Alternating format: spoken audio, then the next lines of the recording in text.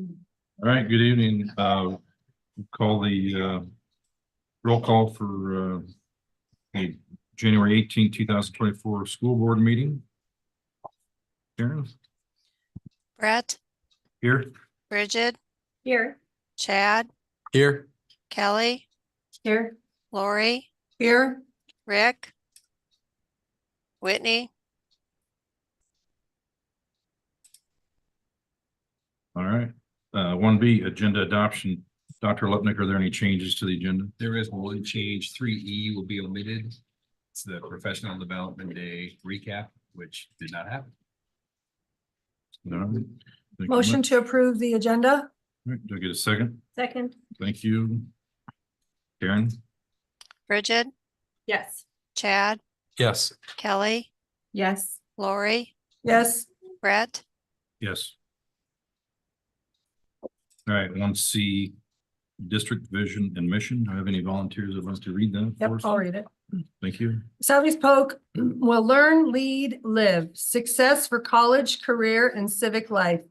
Engage all students in learning a challenging curriculum delivered through quality instruction. Thank you. Please stand for the pledge of allegiance. Pledge of allegiance. To the flag of the United States of America, and to the republic for which it stands, one nation, under God, indivisible, with liberty and justice for all.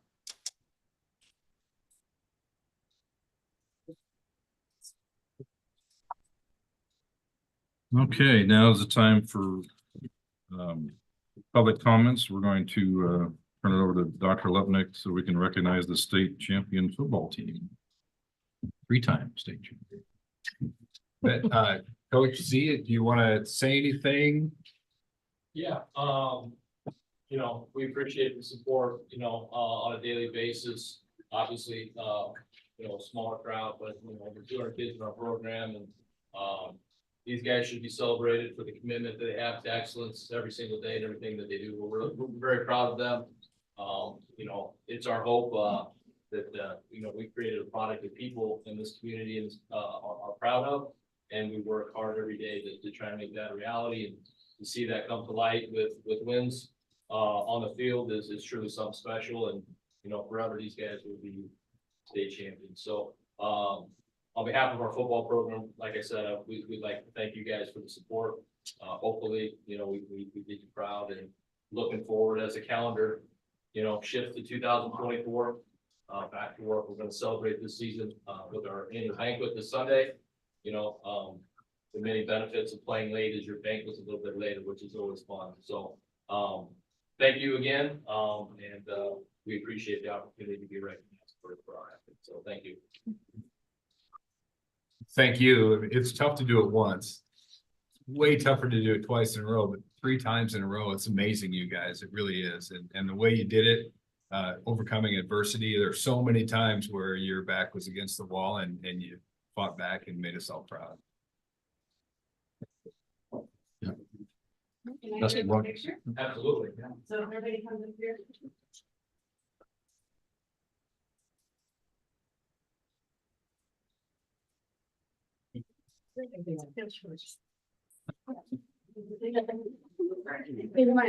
Yeah, you need to be I think I do. down Wait, I got, okay. There's a short. I think I need to stand on my tiptoes. I can actually see Lori. Can you? I'm ducking. I'm really tall. Okay, here we go. Everybody ready? 1, 2, 3. We're gonna do it again. And one more time. Perfect. Thanks, you guys. Congratulations.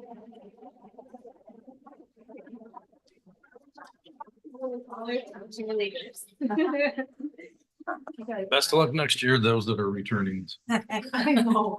Yeah. Thanks for coming, you guys. Thank you.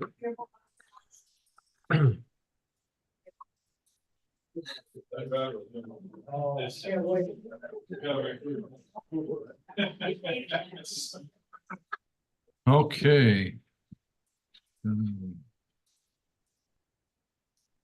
Moving right along with public comments, we'll have, it's like we've got 3, possibly 4.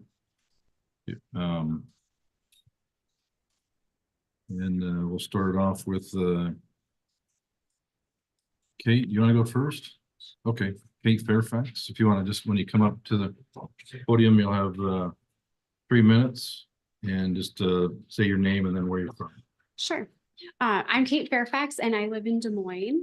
And just real quick, Jen McCoy is also signed up and she just texted me. She's not gonna be able to make it with She's the not gonna be- weather. Okay. Yeah, thank she you. said the roads are just too bad now. So thank you. So, okay, so hello again. My name is Kate Fairfax and I'm mother to 2 twin kindergartners at Delaware Elementary School.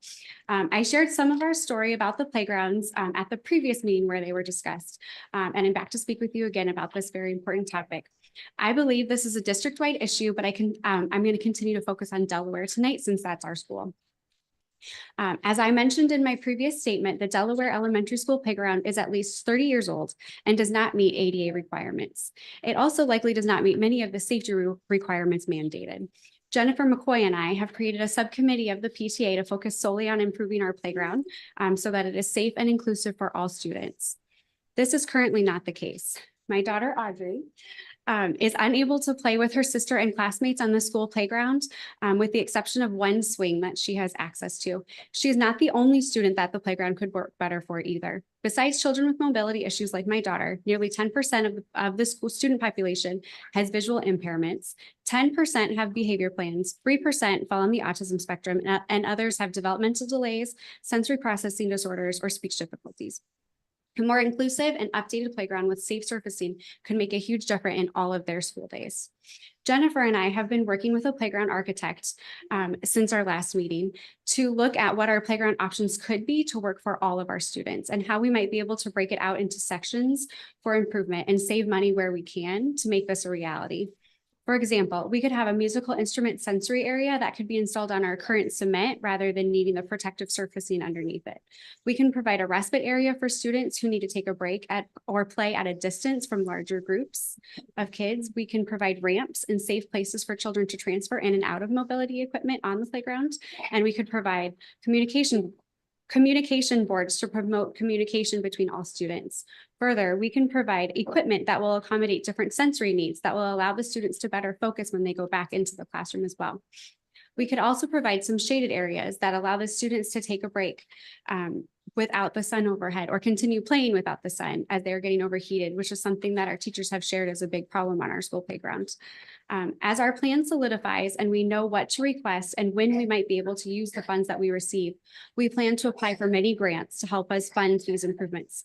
However, as a new playground will cost more than $500,000, we found, we will never be able to make the changes we need in a timely fashion so that the children that are currently at Delaware will be able to see more than a fraction of that happen.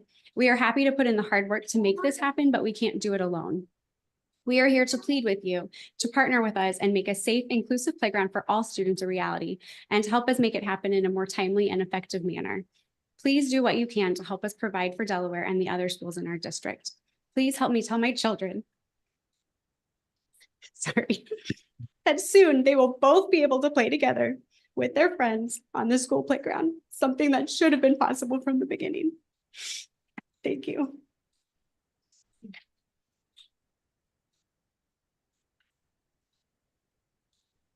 Brandon, did you want to go next or? Yeah, absolutely. Okay, Brandon Fairfax, you Yep. state your name and then Yep, where you're from. Brandon Fairfax. I am Audrey and Maddie's father, Kate's husband. I think I'd be remiss to say I could give you a better articulation of all the facts and matters around the challenges with the playground and what what it lacks from an inclusive ability standpoint and the impacts of the school. But I just thought I'd give a little reflection I was thinking about as I was coming, we were driving over today. So obviously we all know the weather is bad. The weather's been bad for several days. Moments like that, you think about community, right? Think about community and your resources. We all start to make accommodations. We all start to think about things like, are we going to have school? Are we going to cancel it? Are we going to delay it? How are we going to keep the students safe and make sure every family, every individual can make their own best decision and choose how they best interact with the environment. It's funny, one of the, we happened to be out and about because we had circumstances and during the snowstorm, and you'd be shocked at how many times we're pulling our wheelchair out of our car and you hear the graciousness and the great part of the community where they all say, let me help you. It must be so difficult to push that through the snow. And, I didn't share this at the time, but I'd probably say now, not as half as difficult it is to push a wheelchair through pea gravel on a playground to be able to go, interact with and choose to engage with your peers and engage with your family in an inclusive fashion. So I would just ask you to think about all the accommodations we make to make sure we keep the kids safe, we keep the kids healthy and engaged, and think of it from that light and that standpoint as you think about potentially funding some improvements to the playground so that kids like Audrey, my daughter Audrey, and many, many others can actively choose and be able to engage like everybody else in the opportunities they get. I would just tell you thank you for your time and your consideration. Thanks. Thank you. Stephanie, is it Shear?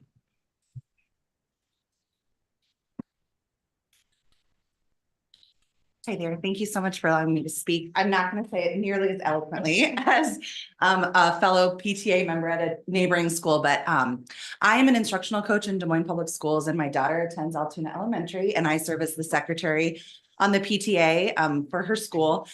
And she's currently in second grade, so we've been working for 3 years since she started there to fundraise for a new playground. And so you spoke very eloquently on all of the human impact of that. And I want to speak just a little bit about the economic impact of that and the fundraising efforts. So our playground, which also is not ADA compliant, the yellow playground with the pea gravel, and the $60,000 allotment that we get every 8 years from the school district is just not nearly enough to cover the raising costs of a school playground, as well as just even the demolition, let alone the safe flooring that allows it to be accessible and ADA compliant for all students to play.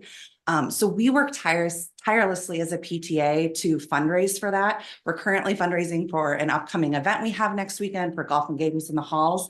And while we love to do that and we want it to be a community building event for our students, our staff, and our families, what it's become a way for us to just focus so much on the money.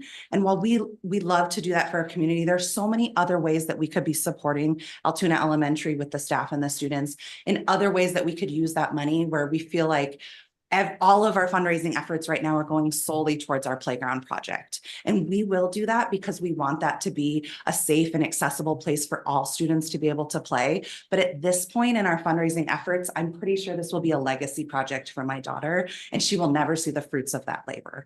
And while I'm willing to do that because I believe in our PTA, and I think this is a really critical thing for our community to do, we are begging you to reconsider how we spend our PPEL grant and how we can use that money to better support our elementary schools, as well as our middle and high schools who receive a lot of that funding. And so I just want you to consider the letter, I believe, that Runnels PTA board member or president Julie Dewar sent to you guys earlier in October. And I was not necessarily the one who was supposed to be here to talk about this, but I just wanted to make sure that you knew that it's not just Delaware, it's not just Altoona, it's not just Runnels, but all of your elementary schools and all of your PTAs are asking you to consider raising that fund so that we can get these students what they need to have accessible, safe, wonderful places to play that they use multiple times a day. So thank you so much for hearing me out. I hope you guys consider that. Thank you. Thank you. All right. Are there any other public comments that haven't made it up here yet? No. Okay. Before we move on, I'm just gonna make a statement here about our House File 542 and the AEAs. As some of you may know, last week a new state bill titled H SB 542 regarding AEAs and teachers' pay was proposed. The Southeast Polk School Board supports continuous improvement and an evaluation process designed to adapt and improve the structure and services of Iowa's AEAs. We are enthusiastic about considering changes to special education and AEAs that are thoughtful, provide adequate stakeholders input, and have adequate time to make wise decisions in transitioning to anything different. Our Heartland AEAs provide many services for our students and staff that we are grateful for. Things like support in professional development, library and media, and wide range of special education services like audiologist, speech therapist, school psychologists, social workers, and special education consultants. This bill is proposed as extensive and on a short timeline. We need more time to understand exactly what it means and its consequences. As the Southeast Polk Board, we have concerns about the shortened timeline and lack of clear information to make informed decisions on next steps. A rushed and turbulent, if I said that right, turbulent transition will interrupt the quality and quantity of services for students with disabilities. On a positive note, we support big investments for the teachers' pay provision. We need to emphasize that our concern with HSB 542 is only with the AEA provisions. Thank you.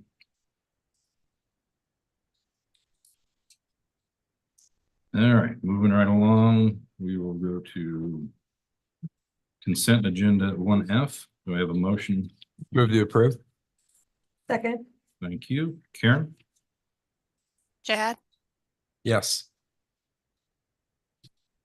Kelly, Yes. Lori, Yes. Brett, Yes. Bridget, Yes. Oops. Confirmation of next meeting. In my computer. Motion to approve the confirmation of next meeting, February 1st and February 15th. Thank you. Second. Thank you. Karen? Kelly, Yes. Lori, Yes. Brett, Yes. Bridget, Yes. Chad, Yes. Okay, 2C, or I'm sorry, 2B, first read of policies. Motion to approve the first read of policies. Second. Karen? Lori, Oh, yeah. Yeah, anyway. I don't have any No discussion. discussion more? I just had a question about, just trying to find it really quick here. I think it was 50502. It says in here that conferences at secondary buildings are not individually scheduled, which hasn't been my experience. So I was curious about the language there, if that was a typo or. So, it says conferences at the secondary buildings are not individually scheduled. And that's kind of how we've been doing it. I mean, some in person, some over Zoom. So. Yeah.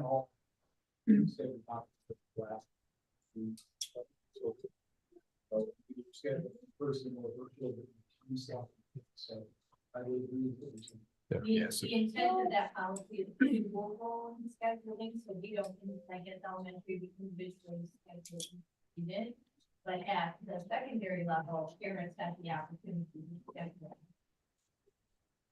Okay. We may have to report that. Yeah. Yeah. Okay. Thank you. Any other comments? All right, Karen? Brett, Yes. Bridget, Yes. Chad, Yes. Kelly, Yes. Lori, Yes. Whitney, I abstain. 2C, dropout prevention at risk plan. A motion to approve. Second. Second. Okay. Anybody? Nothing? Okay. Any questions or anything for anybody? All right. Karen? Bridget, Yes. Chad, Yes. Kelly, Yes. Lori, Yes. Whitney, Yes. Brett, Yes. All right, 2D, dropout prevention at risk modified supplement amount. Motion to approve. Second. Okay. Any questions, comments on this one? All right, seeing none. Karen? Chad, Yes. Kelly, Yes. Lori, Yes. Whitney, Yes. Brett, Yes. Bridget, Yes. Okay, 2E, the SBRC Special Education Administrative Costs for Grandwood Program. Move to approve. Second. Any comments, questions on this one? Okay. Karen? Kelly, Yes. Lori, Yes. Whitney, Yes. Brett, Yes. Bridget, Yes. Chad, Yes. All right, 2F, SBRC Special Education Administration Costs for Day Academy. Motion to approve. Second. Yep. I think that was Kelly, Karen, just in case, thank you. unless they want to arm wrestle. And we're good. All right, any questions on this one? All right, Karen? Lori, Yes. Whitney, Yes. Brett, Yes. Bridget, Yes. Chad, Yes. Kelly, Yes. All right, 2G, set public hearing plans for specs and roof projects. I move that we set the public hearing for February 1st, 2024 for the high school and Elton Elementary Road Repair Project. Second. Probably no questions on this one, it's easy, so Karen? Whitney, Yes. Brett, Yes. Bridget, Yes. Chad, Yes. Kelly, Yes. Lori, Yes. Okay, 2H, our budget guarantee resolution. Motion to approve. Second. Second, thank you. Any questions on this one? Comments? Okay. Karen?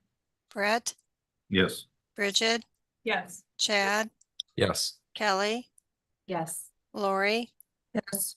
Whitney, Yes. Okay, 2I, this is for approval of our building substitutes. Motion to approve. Second.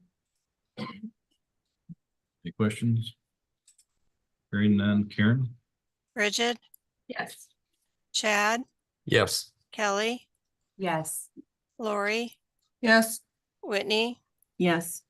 Brett, Yes.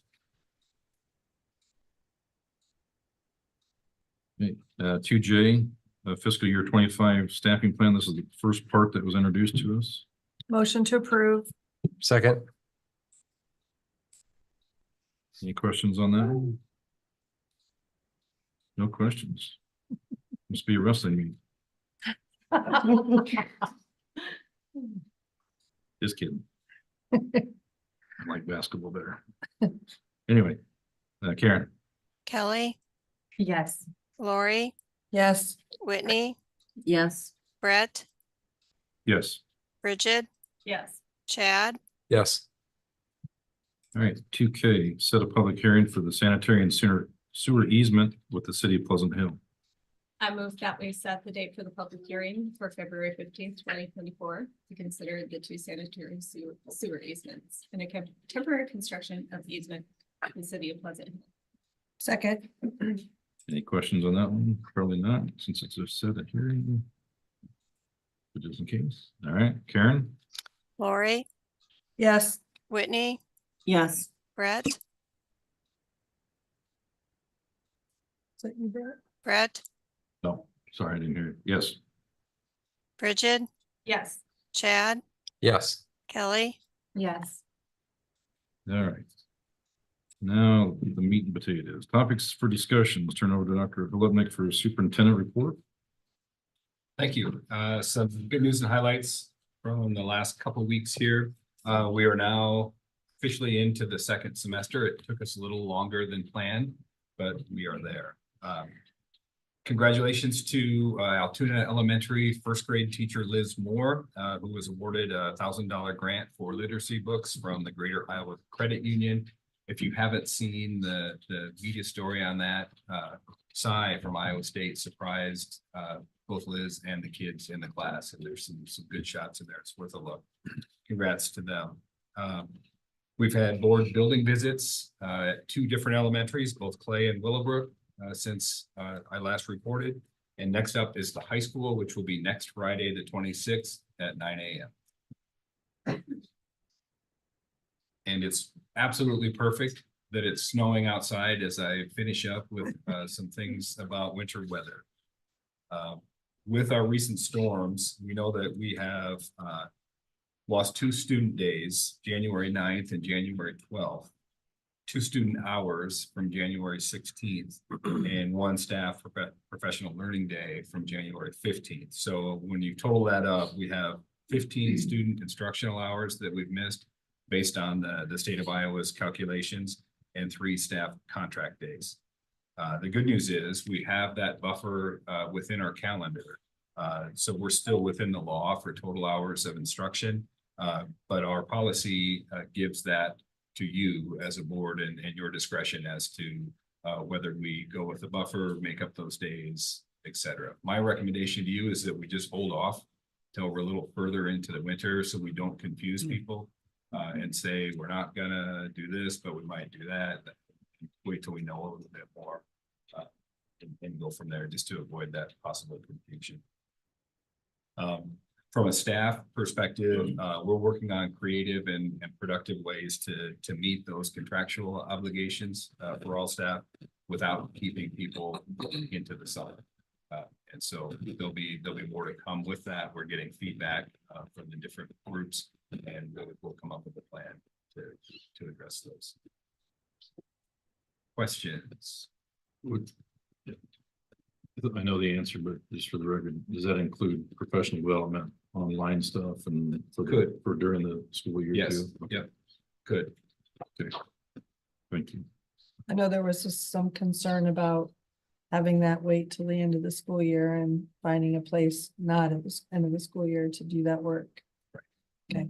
Okay. Questions for Dr. Lutton? Okay. Thank you. Thank you. All right, 3B monthly financials. Mr. McComb.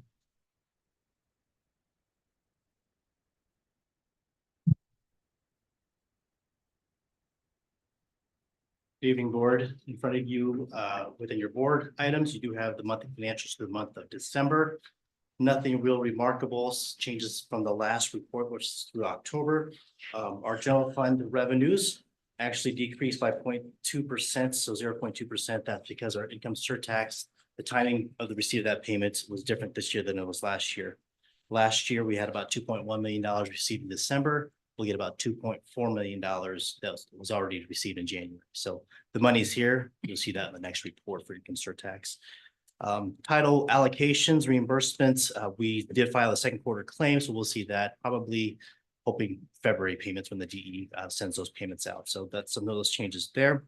And obviously some interest income revenues there, not only general fund, but all funds, if you heard me talk about interest earnings considerably and significantly way different than it has been in the past. As far as expenditures, expenditures are up 8.3%. A lot of that is due to some of the things we shifted from our other funds into ESSER funds or COVID related funds that are reported in the general fund.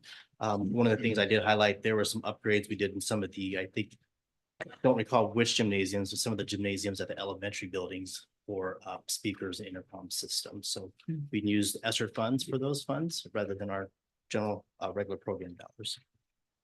In the all funds category, our revenues are up 14.7%, mostly due to the bond proceeds received in July. Again, interest earnings up. We had 2 vans we purchased last year. We returned this year because they didn't meet state code. There were some things we had issues with, but we returned them and got every penny back, but we'll look to purchase different vans in the future to help support some of our activities areas. The statewide penny reconciliation payment, you see that, I've seen that since the last monthly financial report. The recon payment for fiscal year 22 was received back in 23, and that's why it looks a little bit different this year as far as more statewide penny payments last year compared to this year. The expenditures went up 6.6% overall. Again, nothing remarkable other than some of the facilities and construction projects we're doing and just increases in the cost of some of the repair works that we're doing across the district. Any questions related to the monthly financials through December?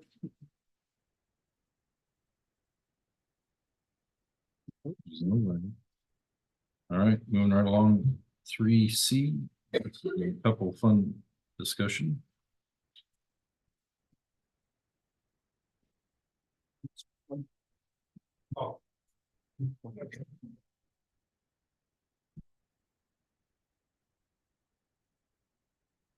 Well, that's coming up. Just doing a quick overview of the PEPAL fund, which is the Physical Plant Equipment Levy. Oh, I don't know if I want that view, Jason. Can you hit F5?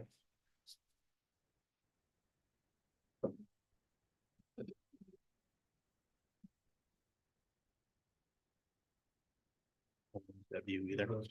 Here, I'll do this. Yeah, can you just pull it up on the board report? Please. We'll get there. Technical issues.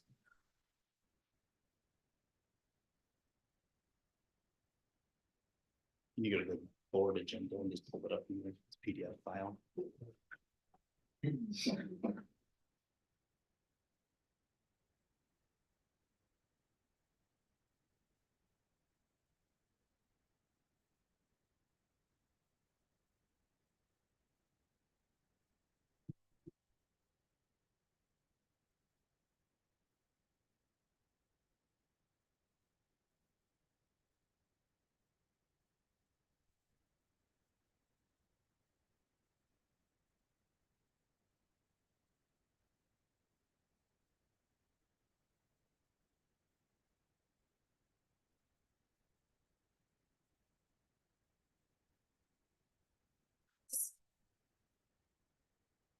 Again, just a quick overview of the PEPAL fund. PEPAL is in a different fund in and of itself, different from the general fund, different from the management fund, different from the capital project, other capital projects funds. As far as the composition of our PEPAL fund, two different parts of it. One is the regular PEPAL, which the board acts on every year based on our budget process. One is the voted PEPAL process, in which we recently did that back in September of 2018. Not only did we extend that additional 10 years, we moved that forward and maximized it up to $1.34 on the voted PEPAL side. So the maximum amount of the PEPAL levy is $1.67 per thousand of assessed or evaluated value.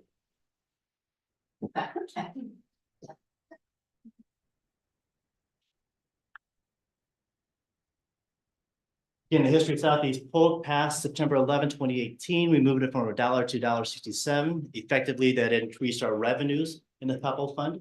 The current levy runs out June 30 of 2030.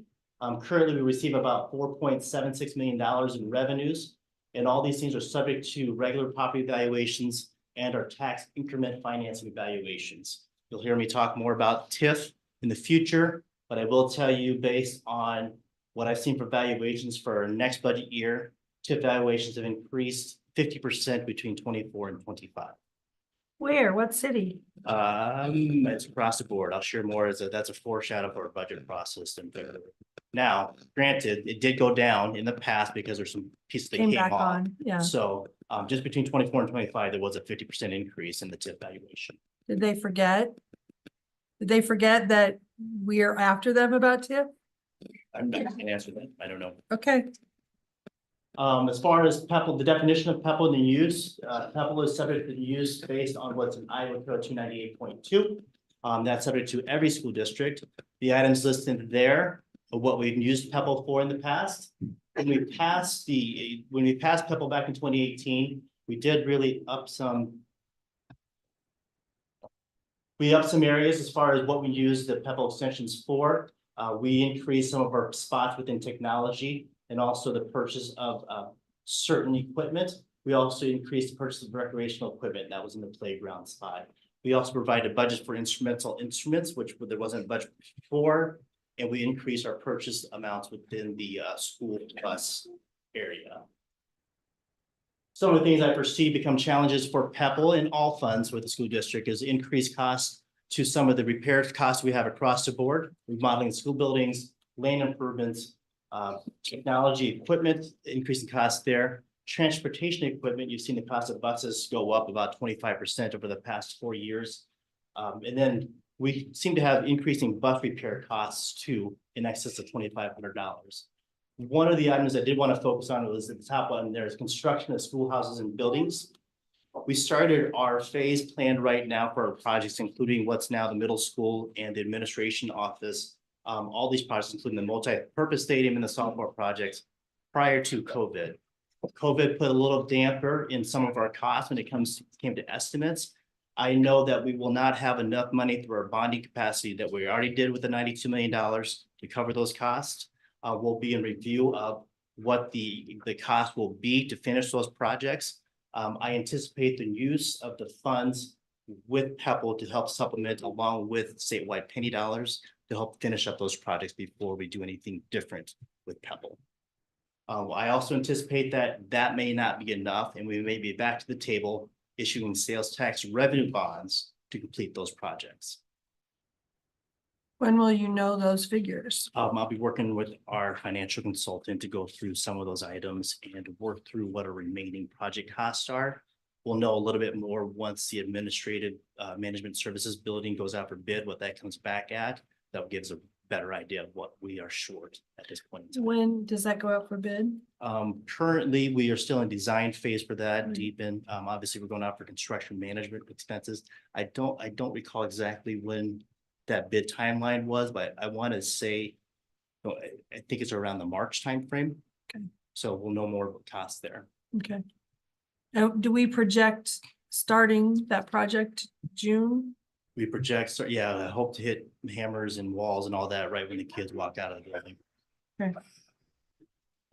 Spending history for PEPAL, for the district, you can see there, just kind of broad areas, facilities, technology, transportation, debt, and other items, as indicated here.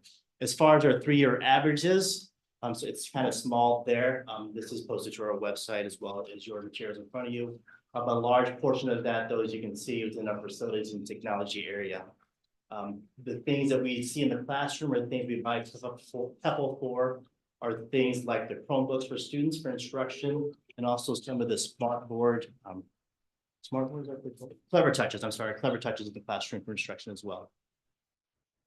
What's the difference in these two pie charts? Which is which? I'm Pre and seeing post. Pre-21 and post-21. I'm Okay. trying to show here what we used the money for before we increased the PEPAL rate and what we've used the money for since increasing the PEPAL rates. After we increase it to $1.67. Correct. Okay. So we spent, excuse me, we spent more on transportation and technology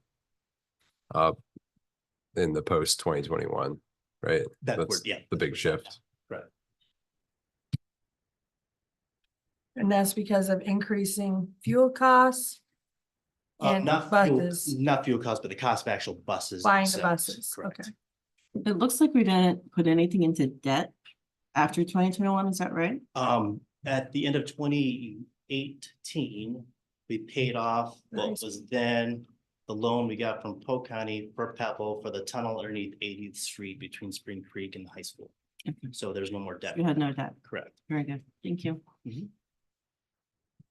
Just showing you the spending history here again, what we from 2018 to 2020, which is the pre-increase and then the post-increase to date. Obviously, the 24 numbers are estimated based on what we have going through as far as expenditures today. You do see obviously the balance is growing there, but again, that was something that was planned because we know that we're going to be short with some of the construction projects we have going on to date. As far as going forward, again, supplementing those capital projects, the increased cost repairs for our plumbing, building, electrical items. You know, we've used ESSER funds or COVID-related funds for a lot of our purposes related to classroom technology, security, and all that. We got to rethink that now since ESSER funds will be gone at the end of June 30. So with that, money's got to come from someplace if we continue to do some of that work.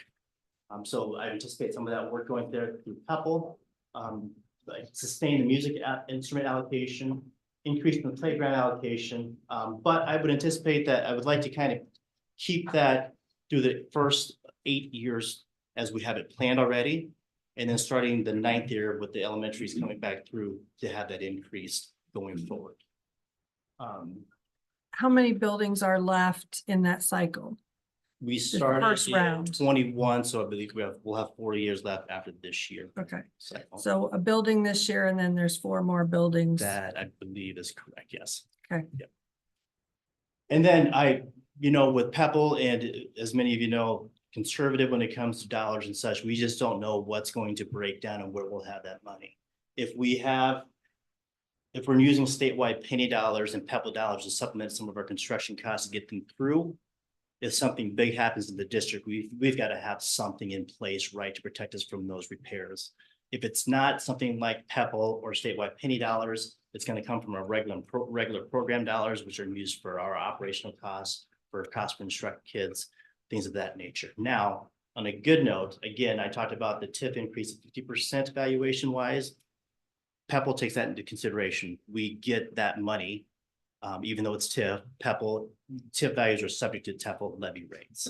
So overall, what I've seen so far for the district overall valuation wise for next year is about a little over 5% increase in valuations.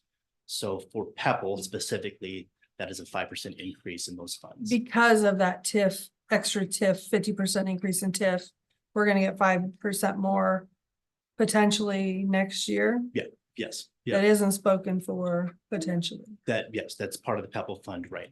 That isn't covering to make up costs elsewhere that we don't have the funds to cover. Or is that money gonna be spoken for as soon as you, Yeah, we'll go through the budget FY25 budget process, and we can talk during that time about what those funds can be used for. and you won't know money wise where we are anyway until at the earliest March. You can As far as start remaining project costs, costs, correct. what's out there that's not covered correct, in our budget already. correct.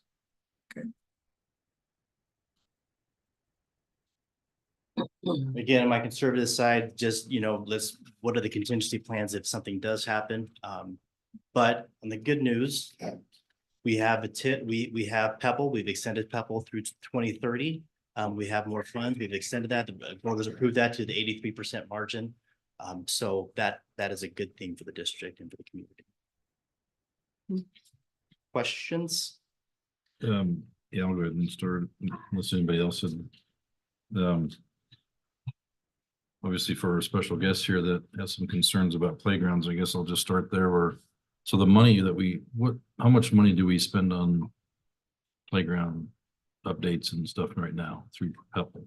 Through Pepple, we allocate currently $60,000 for one elementary building per year. 60. 60, correct. So.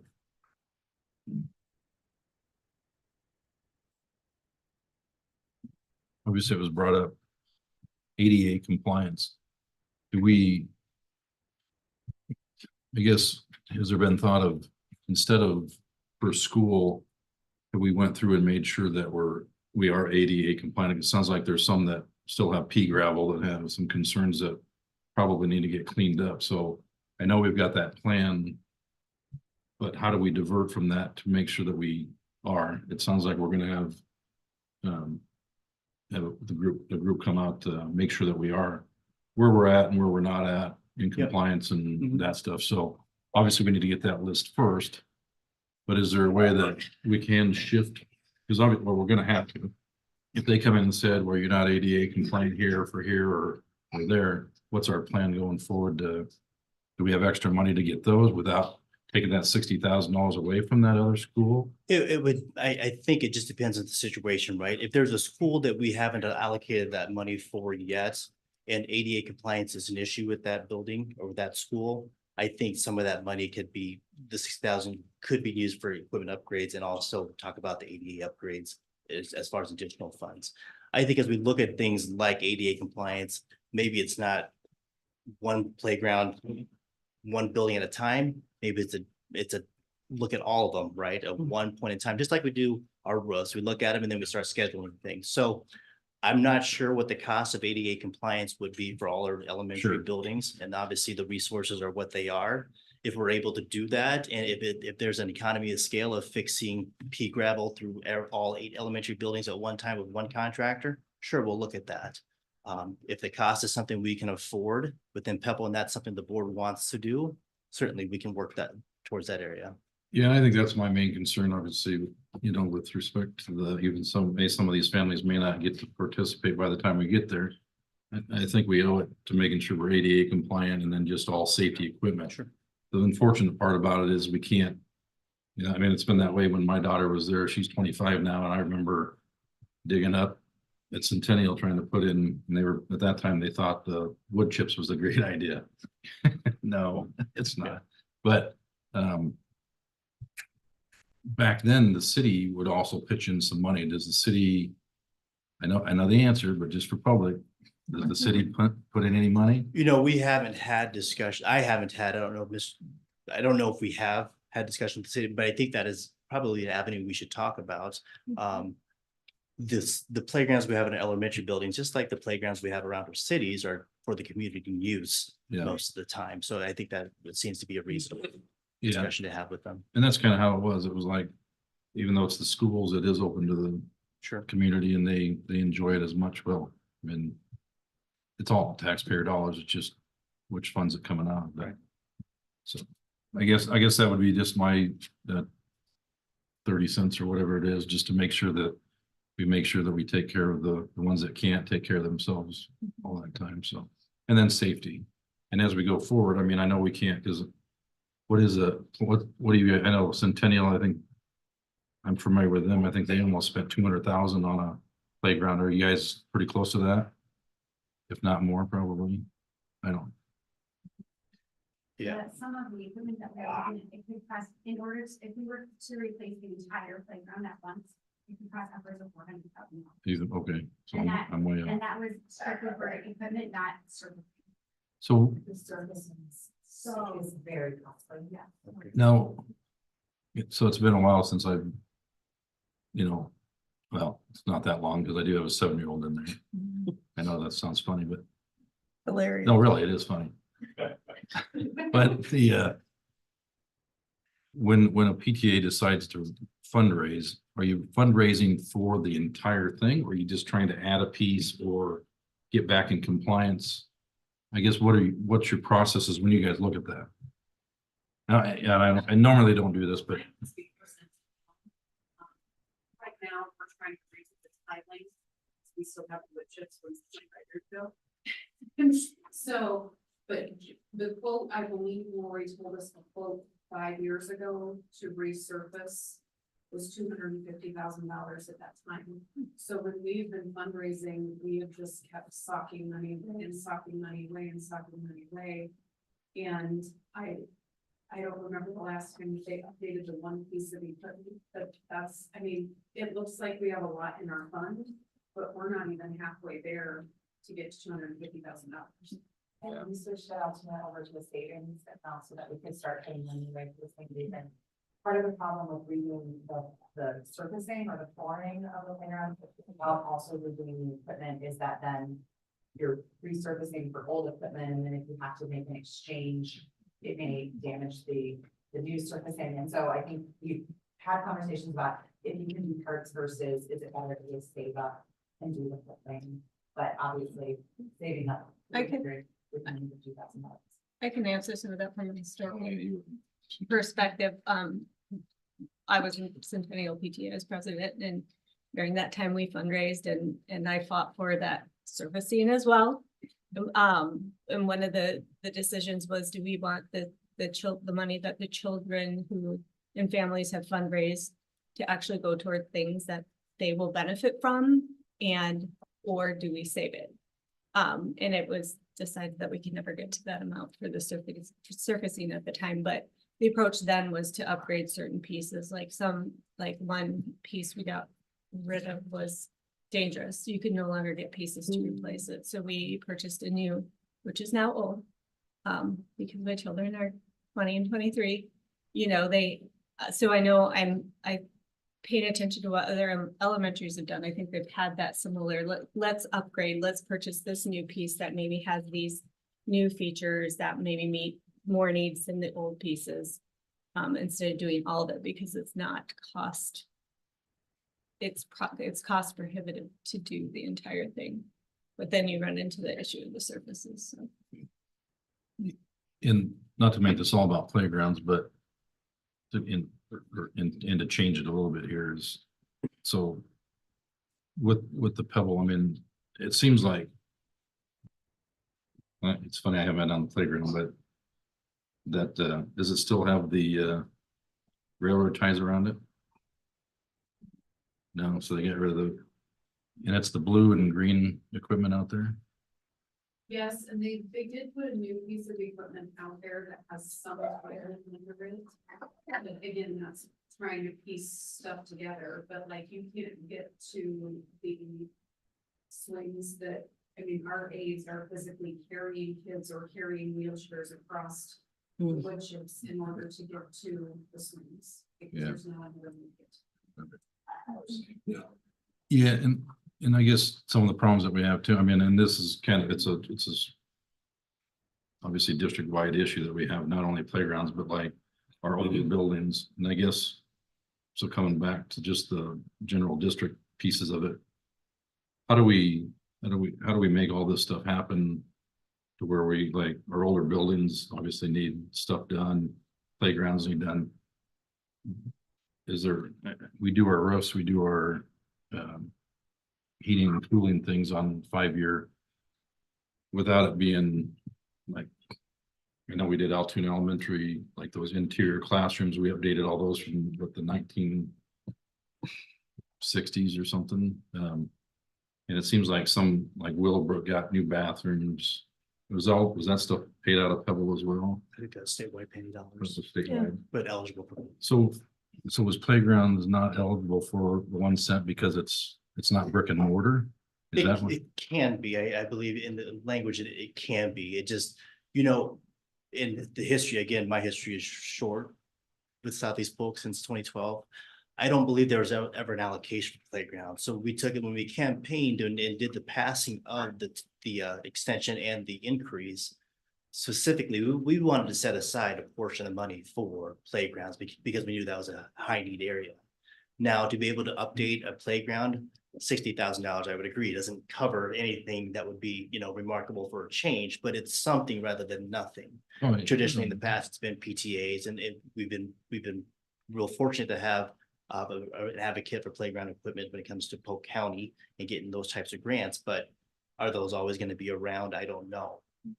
But for me, from a future spending aspect of it, I think as you know, as the levy continues to increase, valuations increase, we have more revenues to allocate and budget for. I just have to make sure, we have to make sure, what is that, what is the sweet dollar amount, what is the sweet spot to be allocated for those playgrounds? Or do we look at from a budget process, let's do all surfaces so they're compliant, and what does that dollar cost? Maybe there's more money in that, or better use of funds at that point in time for that. I just don't know what those costs might be. So You know? when can we get a report investigation on the ADA compliant part of it? So I've contacted our insurance carrier that has those services. Obviously, they can't come out during winter because nothing will be compliant because of how the ground is. They will come out to do a compliance audit for us for our playground items, and they'll provide recommendations to us. And then we'll have that conversation about what does that look like and what can we do right now. Okay. That So will be the spring. Oh, I'm sorry, I didn't mention the spring. I mean, it sounds like we don't have enough money to do all the things we want to do, which is the case always for schools. From what you've laid out here, it's kind of hard to know or tell, like, so we have a balance of $4.5 million, but we have a long list of things, and we don't really know, like, is that going to take all of it? Is it going to take all of that plus more? And also with these construction projects going on, I mean, it sounds like you're trying to be very conservative and responsible with the money, which is what we want in a business manager. But there's obviously a need. I'm wondering if, I mean, we keep talking about Pebble, and this is kind of pivoting the conversation maybe a little bit tilted towards the playground topic, but what other sources of funds are there that we can use towards Pebble or towards playgrounds? We can use general fund. We can use statewide penny dollars. We can use Pebble dollars. can't use management fund, and then you can't use food service fund, obviously, but those are basically what you can use. You can debt against those funds, like the statewide penny tax and PEPAL dollars for certain things. We've done that in the past, obviously, for some of the PEPAL dollars that we've used and also statewide penny dollars. But again, if hypothetically, if the resurfacing of playgrounds costs $2.5 million across the district, could we do that? I'd have to look to see where monies were and what the remaining project costs are. Could we do that with the issuance of some sort of bond capacity within our statewide pennies? Certainly, those are discussions I'll have with you once that comes to a dollar amount that we can talk about more, I guess, finitely. I mean, it sounds like the first thing we need really is a clear prioritized list that takes into account the ADA piece of it. I like the rotation around schools, but that might not actually be the real priority and need. So I think that would be important for us to look at. And then if we need to look for funds other places, and maybe that's not, maybe it's through more grants that are out there with some of our community partners that might be interested in putting some funding behind, especially for accessibility. It seems like a topic that a lot of community partners would want to help with. So I don't disagree with you on that part. I think the buildings that are waiting anxiously for their money that we set aside for them each year, though, I think they still want to hope that they get their money, whatever year they're supposed to get their money. Is that, you're not saying take that 60,000 away from them, are you? I'm just saying that Just so they each get their rotation. I of think we money. need to know what the priority is. I mean, especially with ADA compliance, that needs. I just mean, we did And that. that's how the initial order of the elementaries was put together. Gary and his crew went through and they prioritized. That's on the bond, the $92 million bond. That's what I'm saying is that was set aside.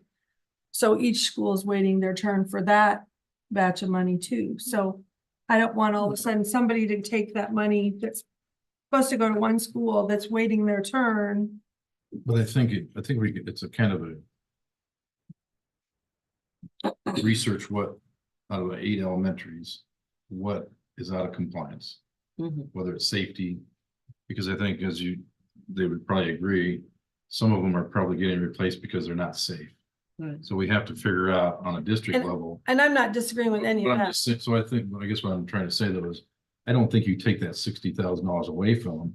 I think the first year you just have to look, it may delay maybe 1 year, but I think by the time you get in there and you get a good research of what's needed, then Kevin can say, all right, we got the funds to do X, Y, and Z to get us ADA compliant. Everything appears to be safe. The district does our part. Unfortunately, the PTA still have to have a piece in this. So I think what they're, maybe I'm not, following you, but I think you guys are looking for just help making sure that we can supply the adequate playgrounds for all people, whether, I forget your names, the Fairfax family. So I think that's what I'm hearing. Well, and I think the other thing is that ADA compliance might take precedence over some other things. I mean, ADA compliance is a federal regulation that we just have to comply with. So you're right, it might end up bumping some other things. Yeah, and I mean, if it's 1 year, if we can find a little extra money here. Mhm. And then the next year, but I think that maybe that first year, that second year, everybody's compliant. Hopefully within the first year, but if it takes a little bit to get maybe that into that second year, I think everybody will be, people can be content, and then we move forward with a plan to get people back on track to, okay, now what really needs to be replaced, and then PTA can maybe put their money where in other places instead of playgrounds. If we at least get them up to compliance. If he gets the report back in the spring, we're gonna right away start working on becoming ADA compliant right away with all the schools that are not compliant, are we not? That's what I'm hearing, the priority for the board. But not every school. I'm gonna guess Clay Leah, can you speak on this? You guys just, I'm sorry, Leah, I'm sorry. Yeah, but Clay just had all that. They had some stuff redone within a couple years. So you're not gonna have all 8 elementaries that are gonna need it. Yeah. Centennial may not need everything, but they need surface, probably, it sounds like. I mean, Delaware probably needs surface. I haven't been out to Delaware. I remember seeing it at the fall. Section. Yeah, so you're not looking at replacing every single one, I don't Right. think, so you're just, it's like Right, a, and but I'm saying, once we have that report regarding what's not compliant, we'll right away start working on that focus, will we not? If we direct you to do that, Yes, get us compliant. yes, We'll figure out Yes. what it's gonna take, so we're compliant. Mr. Haynes and I will work, yes. we'll do it. Yes, Yes, that's all. I'm not disagreeing with anything else. I'm just saying with the other parts of the money we have set aside, those buildings are working towards grants for certain years because they know what year they get that $60,000. Right. I don't want us taking their money for the year that they're supposed to get. I don't want that to be used for becoming ADA compliant. Kevin, could you tell us which schools have not received the funding? let me try to go back to see who has received the funding. Mhm. You have I from can there. send think you, I I can can send you that tomorrow. Okay, Okay, thank you. I was gonna say, I can recall a couple that have, but I think what we need to do, because I am concerned, like some schools have structured their planning and fundraising and what they're doing around that anticipated, what year they're going to receive that anticipated month. And they've decided that the grant they're going to apply for is in that year. So they're going to get as much bang for the buck in that month. But, you know, given that, and we're hearing the concerns of our families, I think the one thing that I'm mostly concerned about is just making sure the communication is really open on this, because I think this has been really great today to hopefully bring some more understanding. I know it's been really beneficial for me, but I just want to make sure that we're keeping that dialogue, because I think it's not that, like, we want to do what's right, but just knowing that we're not like trying to short anybody because we're talking about prioritizing Sure. something else now, Yep. you know? yeah, I guess the only caveat for me on that is, what if the person or the school that's next in line to get their 60,000, but the second year person has equipment that's far worse, it's not safe, it's not 80 compliant. I think that other school is gonna say, well, I would hope they would say, get that one fixed. That's my, I would say that. I would be like, well, we're gonna fix this one first, because as long as ADA compliance is there, now you gotta look at safety. Because why would you go and put in you wouldn't go in and put a surface in and then have, you know, a rickety shack built on top of it. You're not gonna build that foundation and then just I mean, does that make sense? So I think, I think we've got to look at it like, we really can't make that decision yet until we get the list of what's out of compliance, what's not safe. See, and where I'm at, I'm not even considering those dollars, because those dollars have been set aside already for the buildings that are coming in the year they're supposed to get them based on our bond.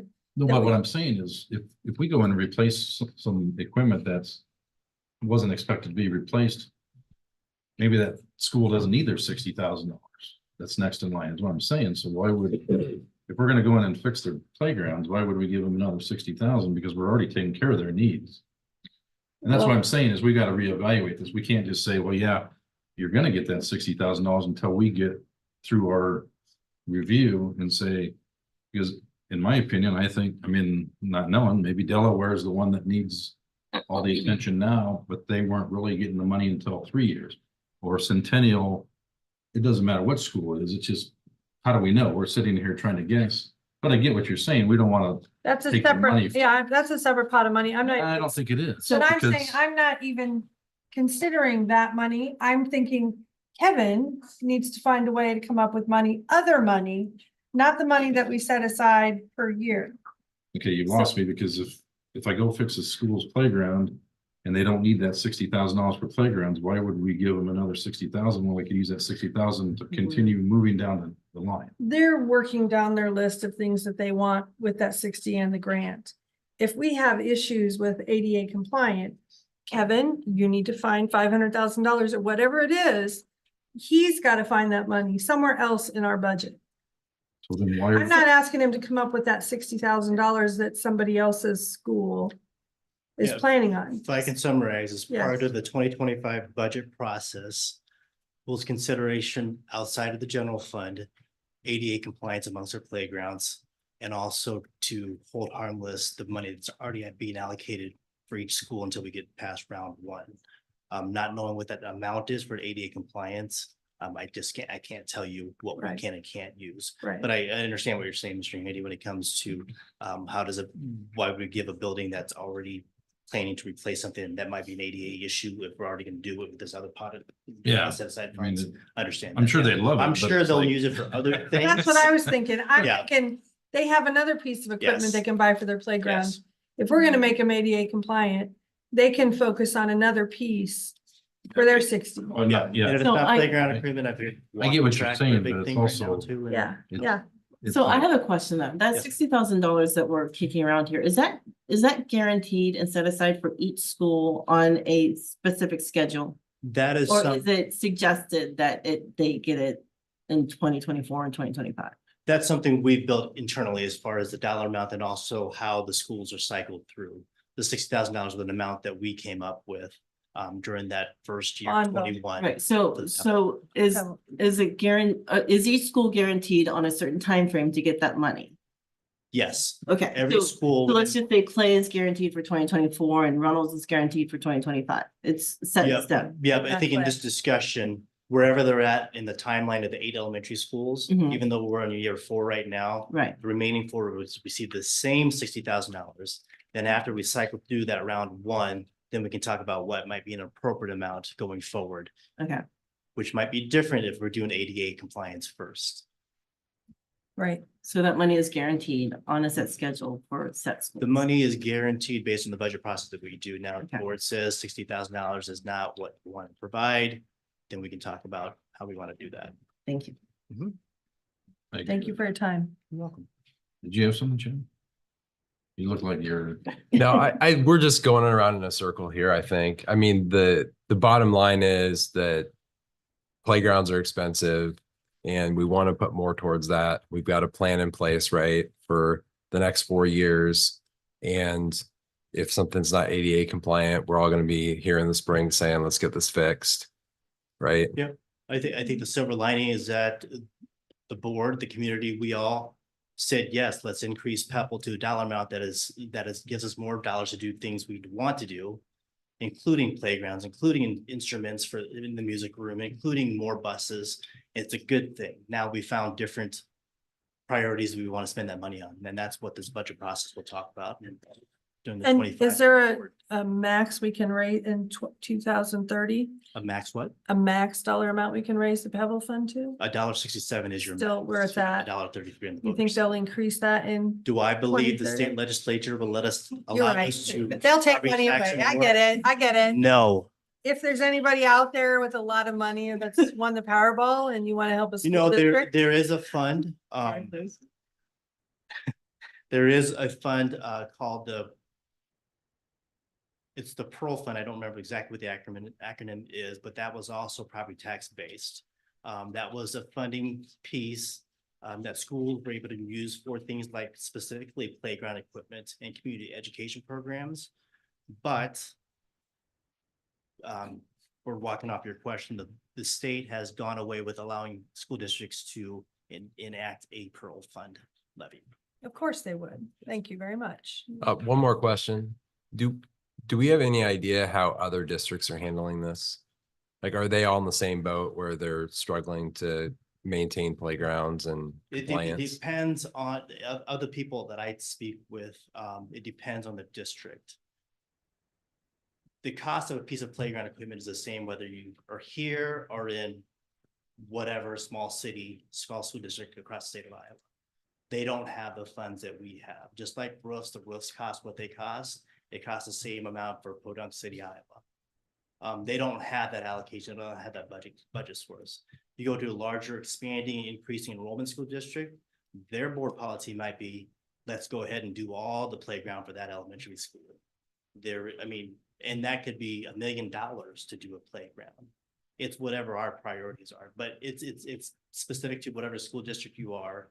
And traditionally for school district, it's been driven by PTAs to do that fundraising for playgrounds, unfortunately. But again, silver lining for us, we passed PEPAL, we extended it, we increased it, we're now allocating money for playground cycles. So really quick, going back to the beginning, he said when we build the next elementary, we don't have enough money to build that. So so we're gonna get money from that, how? The next We're gonna elementary bond on school? that one? Yeah, so part of our $92 million bond was to begin the process of the elementary school. Not knowing where projections are yet, that may be down the line, but we absolutely will not be able to build a new elementary school without another bond issue. So in that doesn't change what direction we're going now. Everybody's in agreement with ADA and safety, and then we'll divvy out funds as is, but can we in that bond, whether I'm on the board or not, I mean, can we put get like extra money for that and say that's like playground?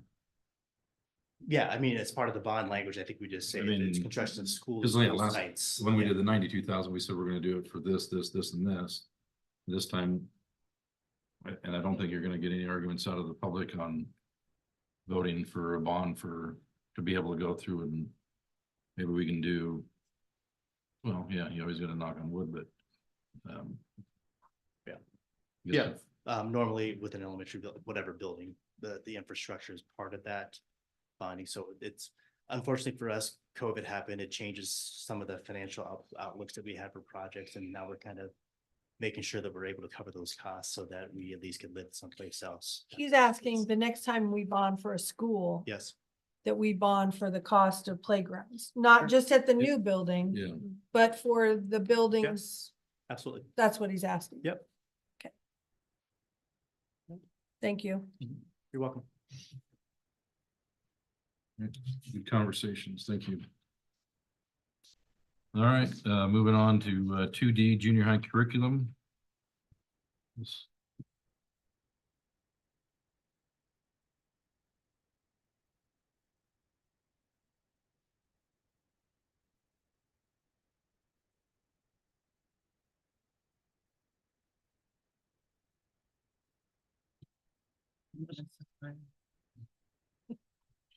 Right, good evening, board.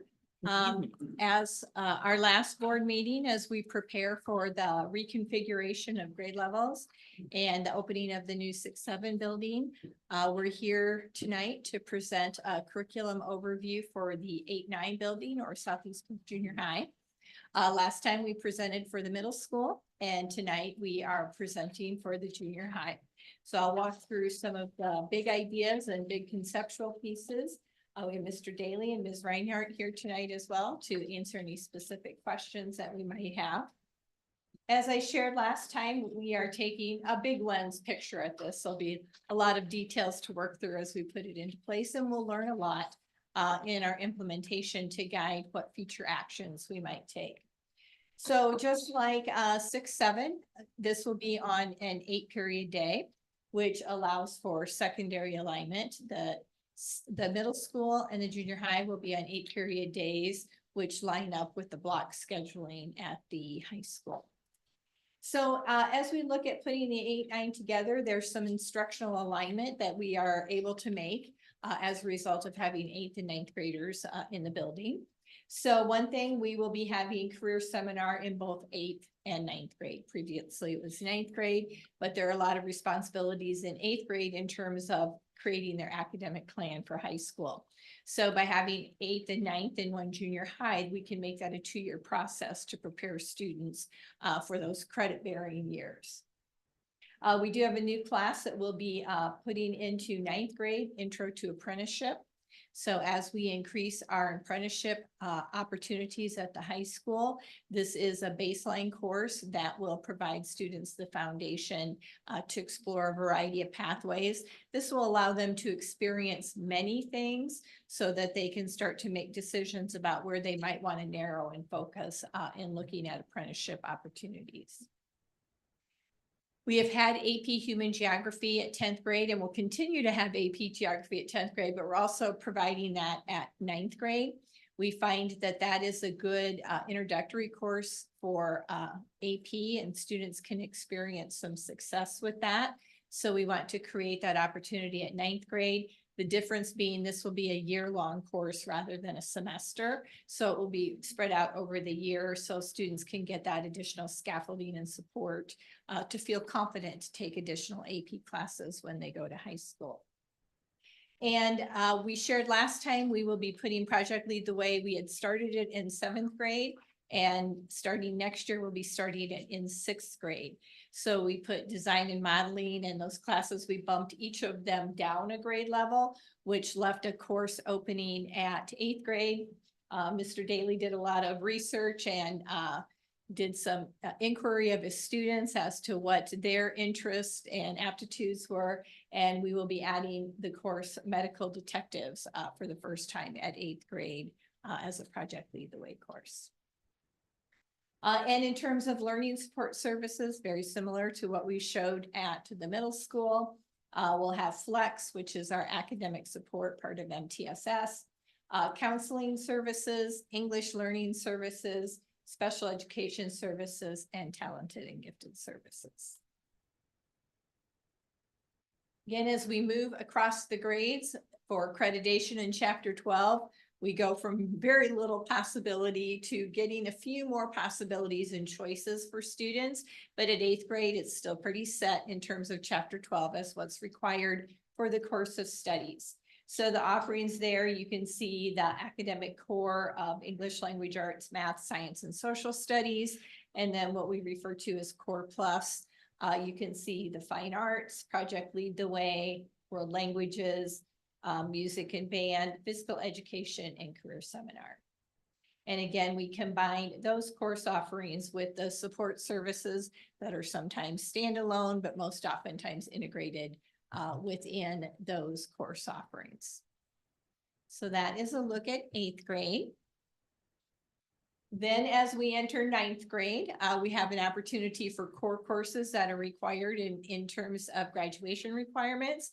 But as students get into the high school, they start to have more opportunities for electives. So there's more electives at 10th grade than there is at 9th, and those expand as students find their interests and things that they enjoy doing as they move through the grades in high school.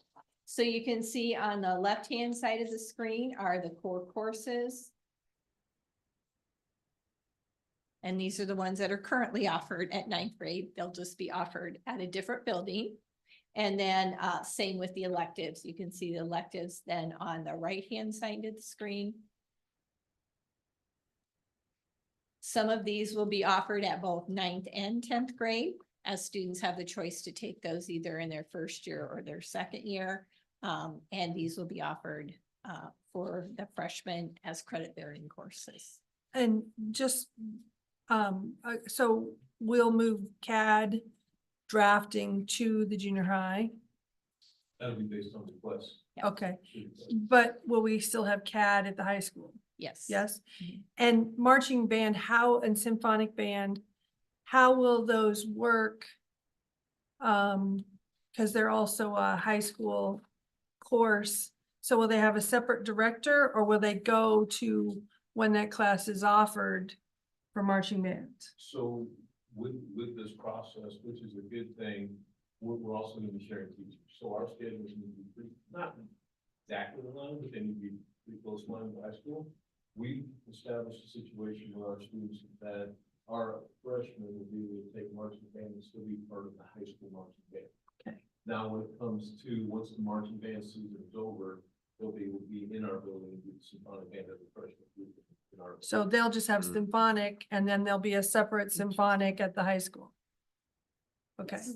And What about textiles and design? Will only textiles and design be at the junior high?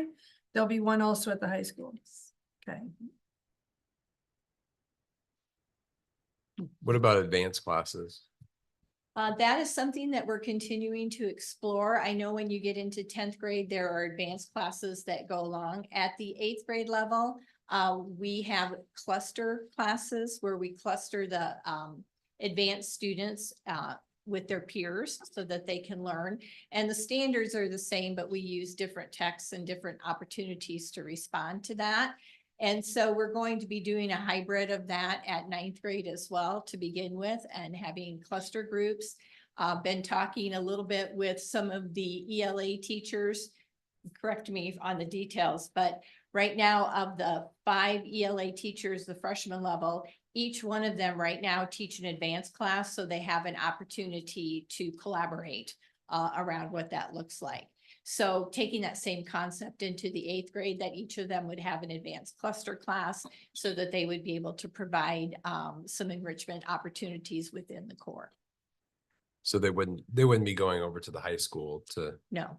take No. those. If we have accelerated students, Yes. then it's possible that they would be going over, although we usually do offer a section because we have geometry on there. So if a student is accelerated in math, we would have most of the students taking Algebra 1 as freshmen, but there would be a group of them taking geometry as well. So that will be offered at the junior high building. And that would have to be a year to year, and what I mean by that is usually 1 year acceleration. But when you get into 2-year acceleration, if there's a larger group, let's say 6 or more, we would look at having a section, but if there's 4 students, then we look at age sharing. But we don't have that issue next year right now because of where our students are at. But that's a year by year. We've been doing it for 13 years. We figure out what kids need. Our goal is to keep as many students at their building as we possibly can, understanding that we have the flexibility to do some movement based on the students and their needs as they come through each year. So the 8-period day aligns with the blocks then? Yes. Okay. And that's what a lot of people feel. We block in our building now. Right. So it doesn't make us let all our English classes block. We have blocked science and social studies in the past. So if we had a science lab, the kids had the same science and social studies teachers, so the science teacher would take the kids for 2 periods. Yep. So they could do their lab, and then that's what the social studies teacher would take them to their time. So it's something we've done, and we've been flexible, so it's kind of okay, another year. I guess the broader question in my mind that I think a lot of these kind of allude to, that Lori asked too, is, if you're a 9th grader next year, are you losing out on any opportunities, or are you just in a different building?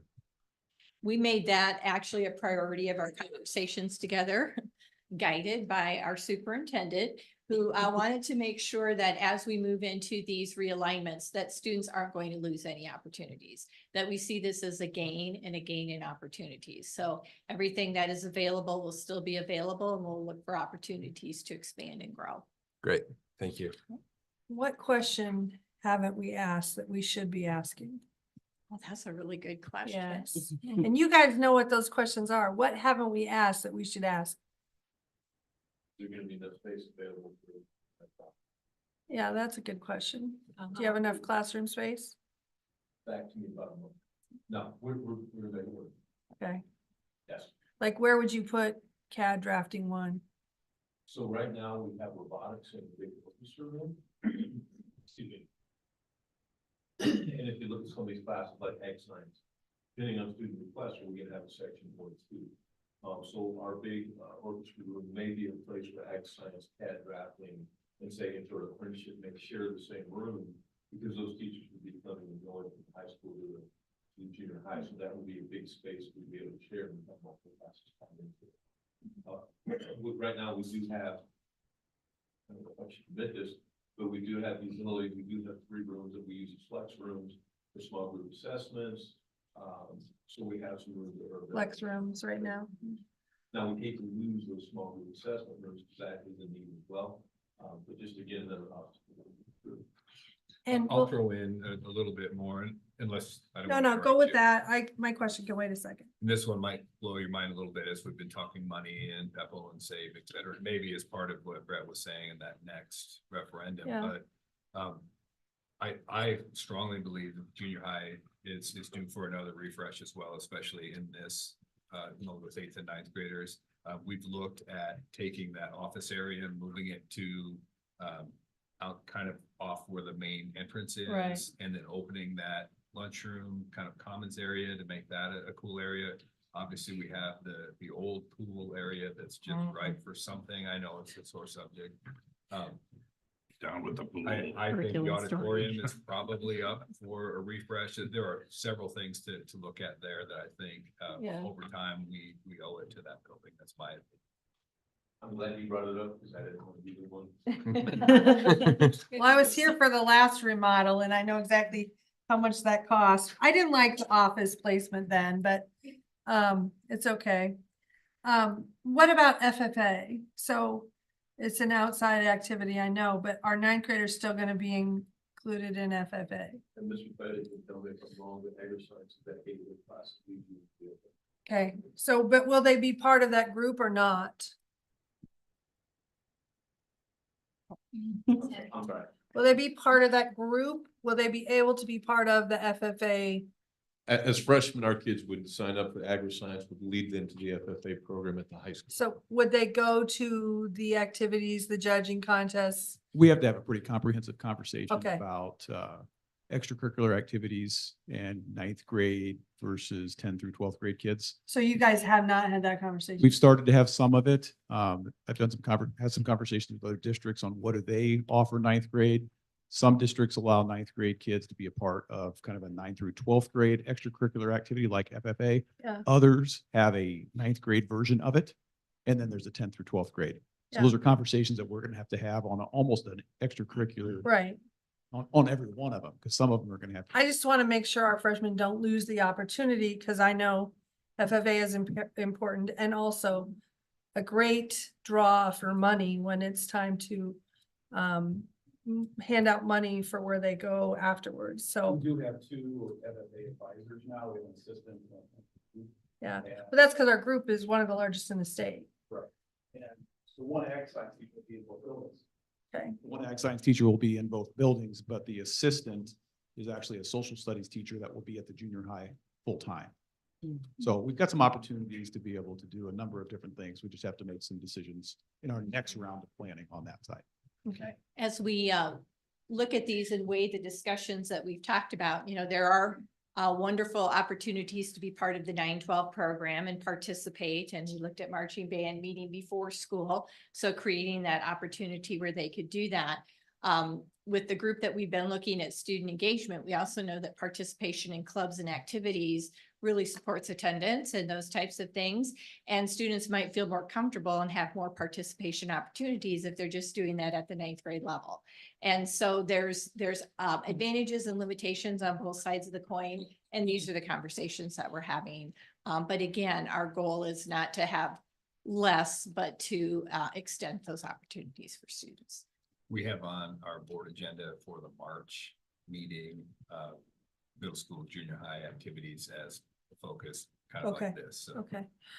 And this is a question for Kevin. When do we pay off the $92 million bond? What year is it set right now? If rates do not fall, what year right now are we set to pay off the bond for the 92 million? If we don't advance fund on those bonds, I think we set those as a 20-year bond. Okay. So 20 to 40, 2040, 2040. Oh. Wait, no, yeah, 20. That when we started it, right? 2020 to 2040. Yeah. I want to say it's 2039 is the Okay. last. And that's if the rates don't go lower than wherever we set that. Yeah. And we have that- refinance yeah, the debt. We have an opportunity to, we've done in the past advanced funding of those things, it accelerates. The payoff. The payoff and reduces our interest. So depends on what the market does. Okay. Just thinking ahead, that's all. For the pool. So that is a picture of the curriculum overview. I know as they mentioned, there is some sharing of teachers. So rather than moving students we will move the grown-ups as needed, and not to say there won't be opportunities for movement across the road, but we will keep them in their buildings, as much as we possibly can. How did that go? The feeling, I know they got notice or before Christmas. How did that go over with everybody? Didn't hear anything. Okay, so far? Okay. Yeah, I was just gonna ask about the shared teachers. Are they, well, it seems like they're okay with it. Are they getting all of the support? Will they have a space in each school or, cause I know teachers used to talk about having to push around the cart and try and find spaces, but they're gonna And- have their set. Yeah, I think a lot of that will depend on what the course signups look like, and then we'll be able to examine that. It could be a situation where they're just coming over one period a day for a semester, Mhm. or it could be that they're half the day in one place and half the day in the other. Right. I know that it's so different now in regards to having a workspace that might constitute a laptop and some other things. And so I know in some cases, we carve off a space so that they would have that shared workspace. But I know at the high school right now, there isn't designated classroom space, but we would look for designated office collaboration meeting space Okay. for teachers. Yes. Okay, good. Ashley, you have anything for, Do you have a question? I can answer. anything No, you have any input about the freshman? schedule? Not really. I'm just like, I'm a rhythmette, so like, I'm wondering like ninth grade. Being rhythmettes, like we would like wear our uniform to school on Fridays or whatever, and like, I don't know if that would be like different with ninth grade. I'm just interested to see how that kind of plays out. Mhm. Those will be good conversations to Yeah. have and keep that spirit and that community Yeah. to go. Yeah. Especially because there's like gonna be a lot of ninth grade, like rhythmettes, cheerleaders and stuff, but not necessarily a lot of ninth grade football players. So then it's like, what are we? Sounds like that conversation will come up in March for activities and Yes, stuff, so. yeah. Get your questions ready. Yeah. Anything else for staff? Right. Thank you. Mike, are you ready for it? Yeah, why not? I've been here 30 years, we're getting kind of bored. Need a new change?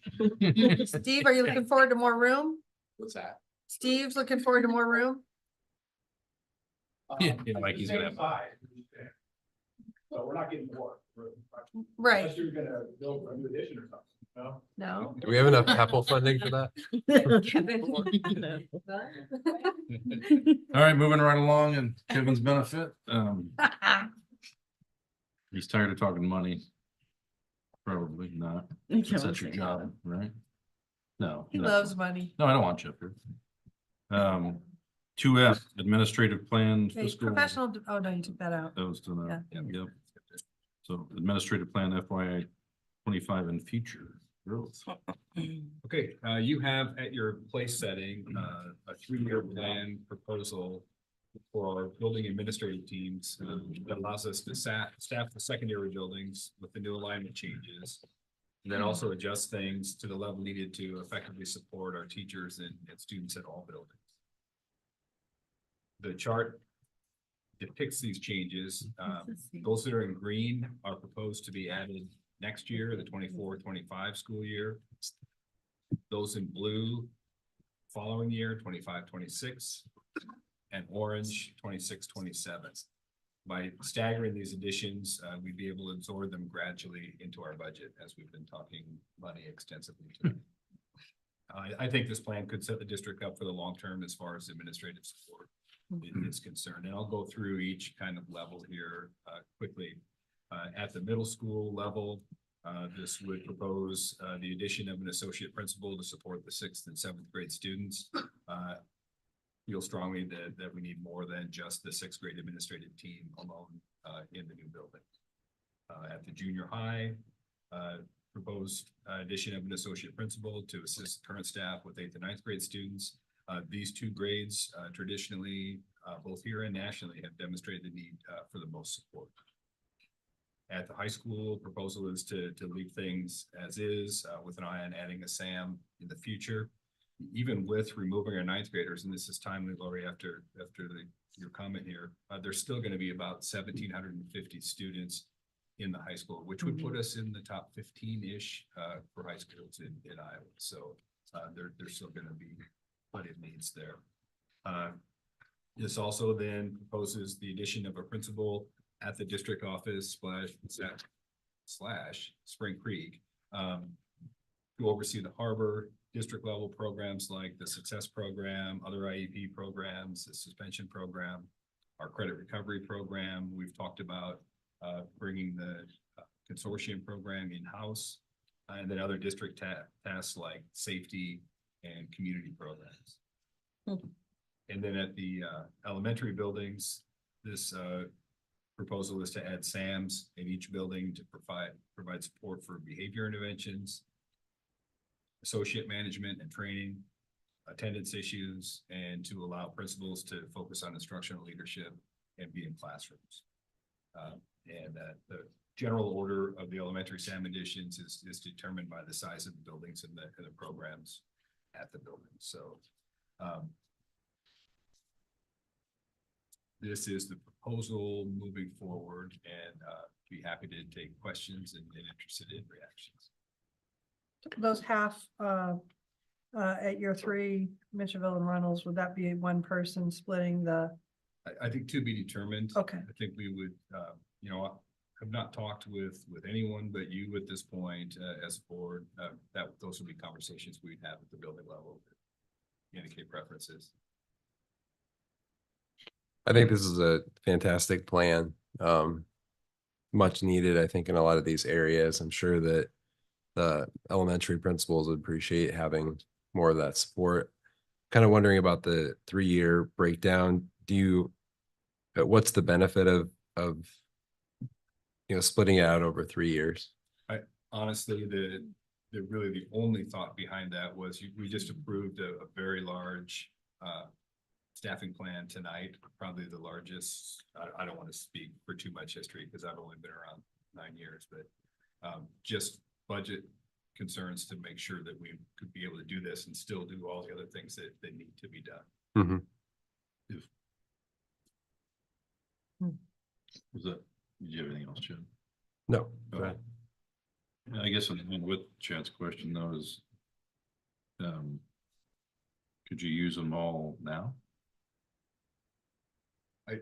There's no way I'm going to say no to that question. I know Dirk Kolopnik being humble and. Look at Kevin's eyes though. But They're I'm glazed kind of looking over. at you. Can we afford it if we did it now versus, because either way, you're gonna be spending the money. I get you're spending now and next year versus, but year 3, you gotta fork up the money somewhere anyway. So my opinion, and it means nothing, but behavior is a big concern in buildings. I think that would be relief for elementaries and junior high school. I mean, so is it something we could afford now, or? I always appreciate Dr. Lumpkin's conservative use on budgets. It's great. We are in a better position than we were years ago. Can we do it? Certainly. But I also caution, we don't know where enrollments go. I'd like to wait for projection of enrollment. That might be one of those caveat factors too, but we can build budgets based on what the board wants. And I kind of would like to, and this is not to ixnay that idea, but if we're slowly implementing this, we can see the impact on year 1 where we see improvement or not improvement. And then go in part 2 and see if we are measuring improvement, discipline reduction, those kind of things before we implement the full cost one way or the other. And if it doesn't work in year 1 or year 2, pull the plug before year 3, but Well, that's just the alternative thought. no, I get it. But when you really look at the plan, you're not gonna get a good feel on it until year 4 because elementaries don't get all theirs until year 2. You're talking really, other than Mitchellville and Reynolds, you're talking 4. Well, if you go.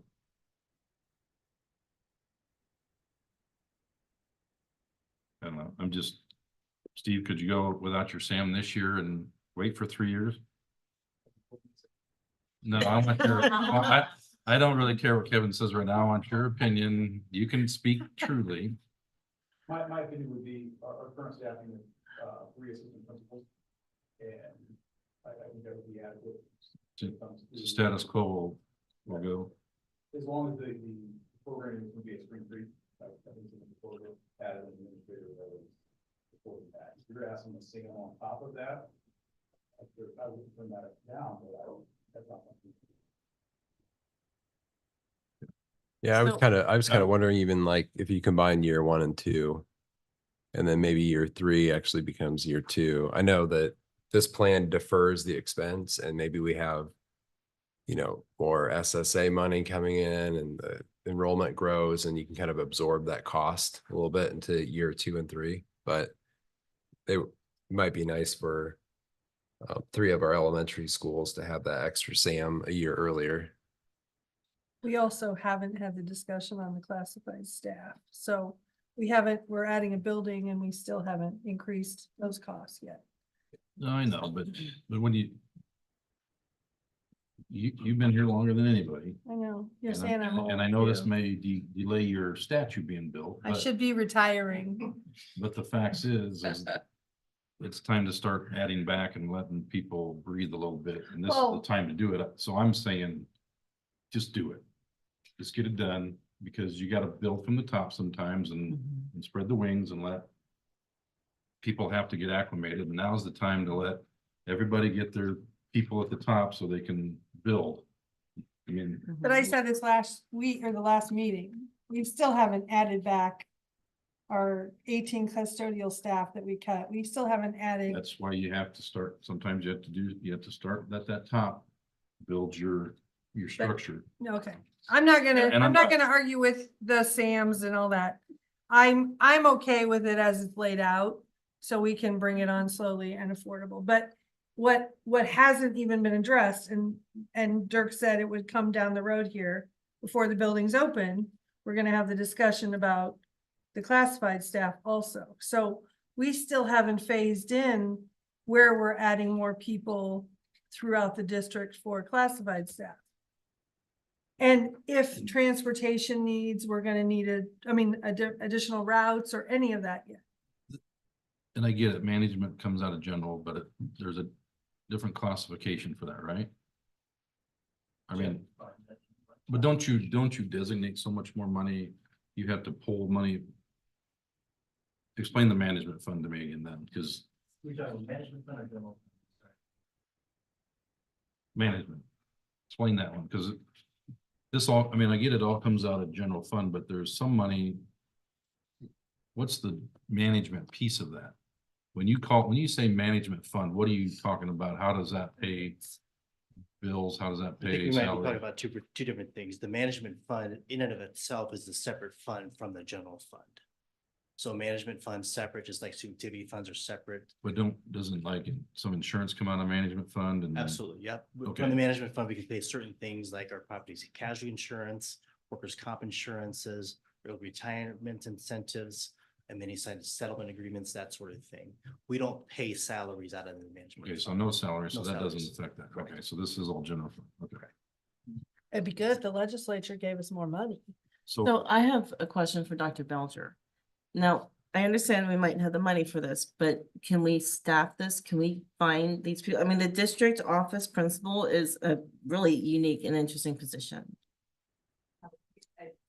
That's Joe. Hey, Joe, sorry.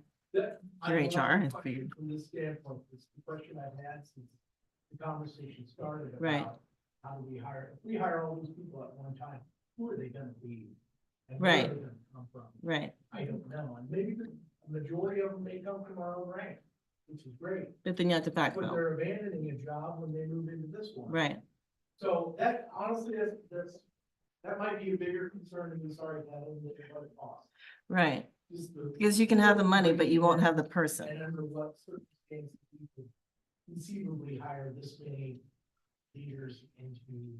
And onboard them and train them and, yeah, right. Because we had, when we replaced 3 principals, It's a whole lot more than that. Right. So having a staggered plan might be good, not necessarily for the money, but for the training and for the, you know, for the people aspect of it, so we can actually help our children. Yeah. Okay, That truly, that's my biggest question is who are these people gonna be? right. Maybe Okay. not necessarily timeline.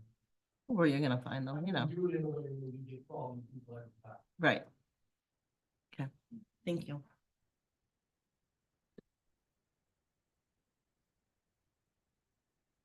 That's it. I don't have any more questions. Okay.